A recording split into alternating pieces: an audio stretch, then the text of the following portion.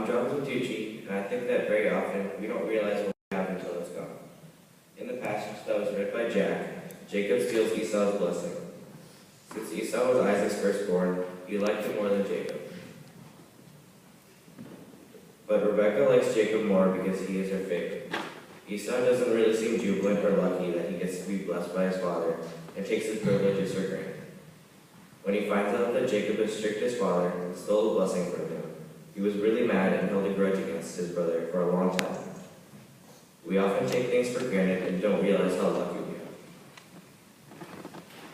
A good example of this was the first time I got grounded for talking back. I realized how hard life is without electronics. I know how silly this sounds, but it's true. Half of my weekends back then were spent inside my room playing Xbox for hours or watching TV. I tried to read and take naps, and I wondered what if I never had electronics or awesome friends to hang out with. Life seemed pretty boring without friends or electronics. Another example of this is when I had the flu. I had the flu for about a week and 3 days, and all I did was lay on the couch with about 5 blankets watching TV or YouTube videos. I'm gonna admit I missed school.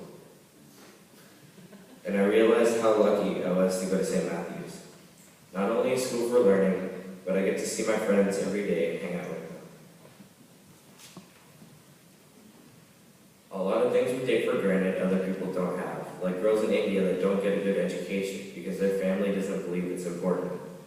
If we take things for granted and don't realize how lucky we are to have our basic needs met in life, we start to accept our luxuries as necessary and rely on them.